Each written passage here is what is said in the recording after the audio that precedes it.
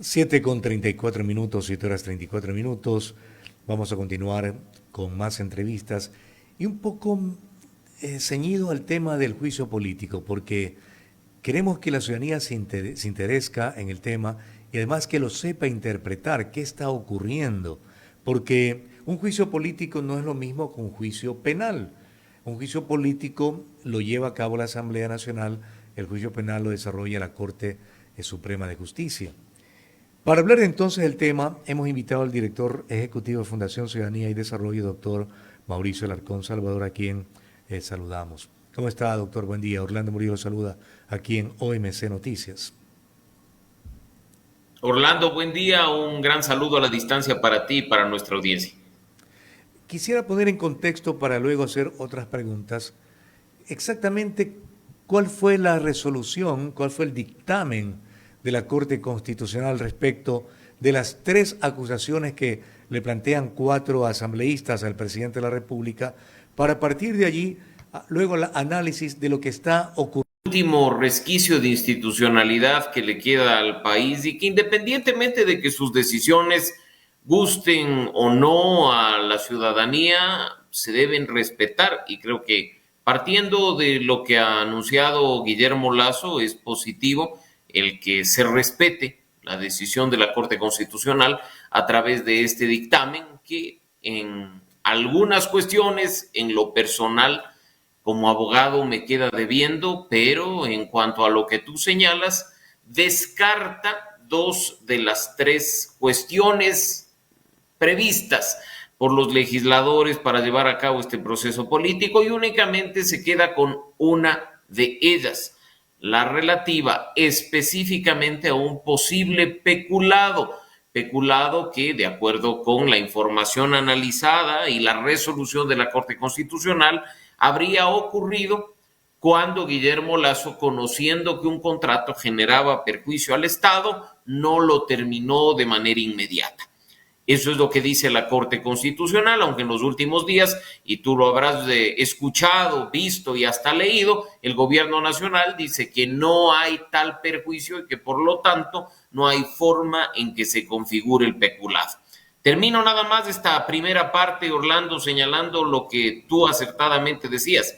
Este es un proceso político y lamentablemente, por sobre lo dicho por la Corte Constitucional o por sobre el análisis jurídico que podamos hacer en este y en otros espacios, pesarán sobre todo los votos. Le pongo en contexto ahora las 3 situaciones que se han presentado últimamente. Primero, el presidente no esperó que le notifiquen del juicio político. Él manda una Así es. comunicación y dice: me doy por enterado, envíen el material que yo estoy listo para ir a juicio político. 2, el presidente de la comisión había dado un tiempo temporal de 72 horas para la singularización de las pruebas de los testigos a los 4 asambleístas que están y que propusieron el juicio político.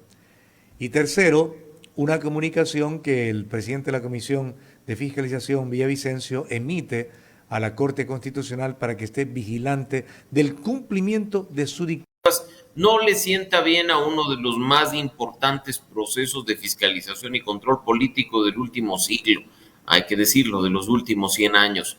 La ley orgánica de la función legislativa es muy clara en señalar que una vez que el presidente de la Comisión de Fiscalización recibe el mandato del CAL, del Consejo de Administración Legislativo, a través de su presidente, para iniciar el trámite, aboca conocimiento de manera inmediata y notifica al presidente de la República con la misma inmediatez sobre el inicio del proceso. Esto de singularizar las cuestiones, pese a cero y volvamos a empezar. Bueno, eso es lo que se está argumentando, porque inclusive el Consejo de Administración Legislativa el viernes pasado adoptó una resolución indicando justamente eso, pidiéndole celeridad al presidente de la Comisión de Fiscalización para, dijo, no entorpecer el proceso y además que se cumpla y presenten la contestación a las acusaciones políticas, así como la prueba que consideren necesaria. Transcurrido este plazo de 10 días, ojo, corre un nuevo plazo de 10 días.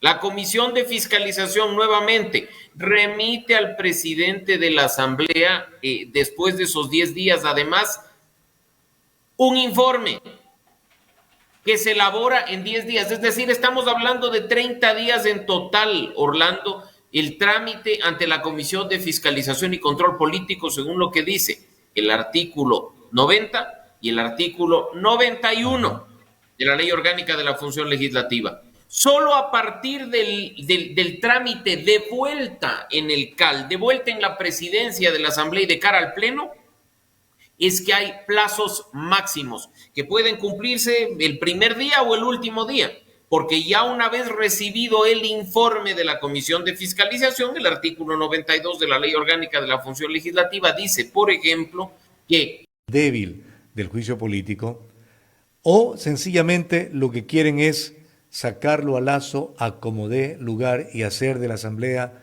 un circo y la presencia de Lazo en la Asamblea el escarnio público a un hombre que tampoco está respondiendo en términos de ordenar y hacer obras que el país espera. Orlando, de nuevo retomando tus palabras iniciales, estamos frente a un proceso político. Ajá. Un proceso en el que mandan los votos, un proceso en el que además todo está en manos de políticos que aprovecharán hasta la mínima oportunidad para sacar beneficio propio. Y esto se aplica para todos, independientemente de simpatías o antipatías. Mira que incluso si tú eres seguidor de las redes sociales del presidente de la Comisión de Fiscalización, sustenta el juicio político contra Guillermo Lasso y a la vez se hace campaña electoral como precandidato a la presidencia de la República.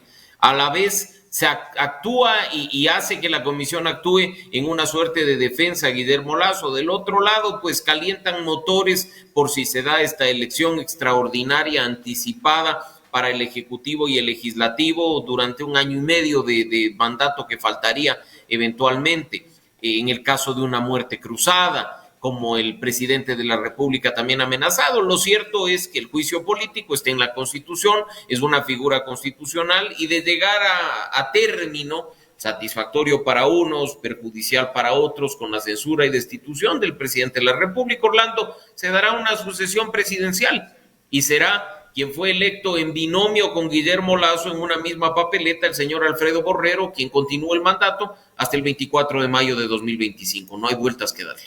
Aquí ocurre otro hecho. Por parte de los socialcristianos se denuncia que el ministro de Gobierno estaría comprando la conciencia de 2 o de 5 legisladores socialcristianos.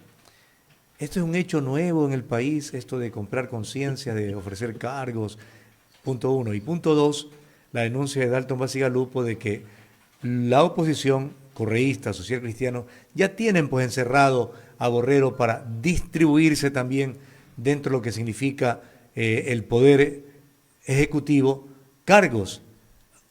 Y aquí no estamos viendo que ninguno se pronuncia, esto le conviene al Ecuador, esto no le conviene al Ecuador, sino conveniencias personales y políticas, incluyendo lo que usted acaba de puntualizar. No me había fijado en eso, lo de Villavicencio, que ante una posible muerte cruzada está calentando motores, ¿no? Y Orlando, sobre el primer punto, siempre se ha hablado del hombre o de la mujer del maletín en la Asamblea Nacional comprando conciencias a un precio alto, con gente del otro lado que se vende al mejor postor. Cabe mencionar que si es que efectivamente lo denunciado estuviera ocurriendo de la Fiscalía, así es que hay que prestar mucha atención a ello, Orlando.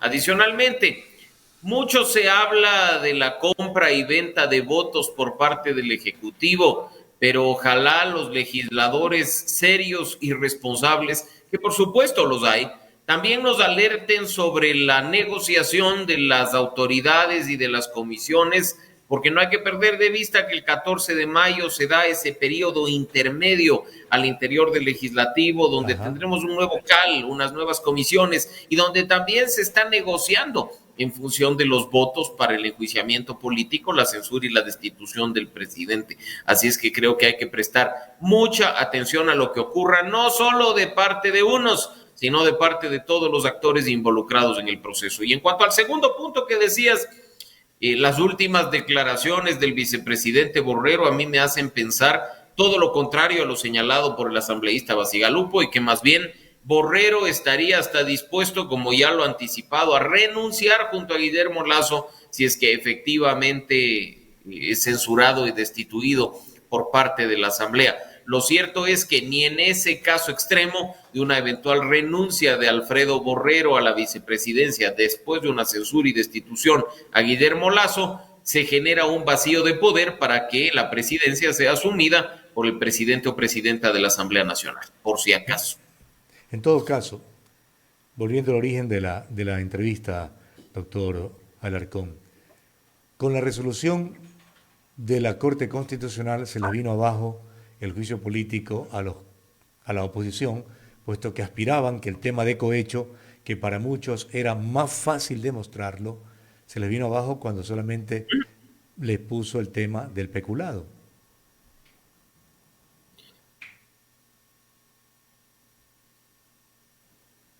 Que estamos frente a un asunto donde mandan los votos. Mira que la Corte Constitucional en su dictamen señala con claridad que los hechos, los alegatos y las pruebas tienen que girar únicamente en torno a lo que la Corte ha considerado admisible. Ajá. No sobre los hechos, sobre las pruebas y sobre los cargos, me refiero al juicio político de aquello que no ha superado el examen de admisión en la Corte Constitucional. Así es que debería, como la Corte también lo dice en su dictamen, con total y absoluta responsabilidad, respetando la Constitución y la ley, para que el proceso gire únicamente en aquello que está perfectamente establecido en el dictamen de admisibilidad. Y si hubiera responsabilidad, Orlando, las pruebas, y en función de ello se resolvería. No habría ningún asunto personal ni político de por medio, porque se tendría...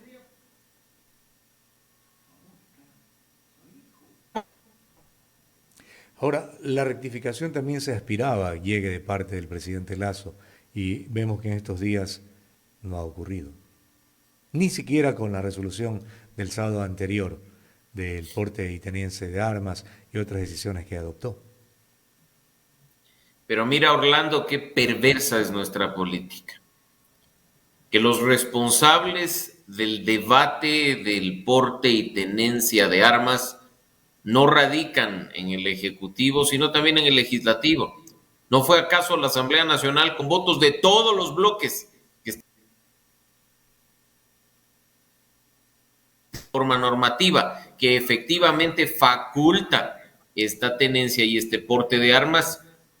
Decir que todo es responsabilidad del presidente de la República por la reforma emitida a través del decreto ejecutivo es irresponsable, es una mentira, es una verdad a medias. Aquí hay una corresponsabilidad. Y aún así, mira lo que está sucediendo, porque como muchos habíamos anticipado, esto no es una cosa integral, sino una medida parche. ¿Dónde está la política pública? ¿Dónde está el plan de seguridad? ¿Dónde están las inversiones que deberían hacerse para equipar a la policía?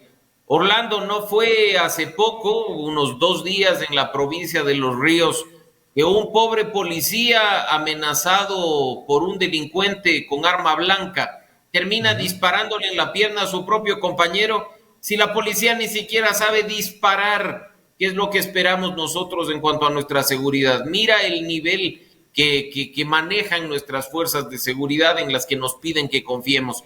Mientras tanto, hay secretarios, hay ministros que parecería ser que están simplemente calentando el puesto, porque de soluciones prácticas ni hablar.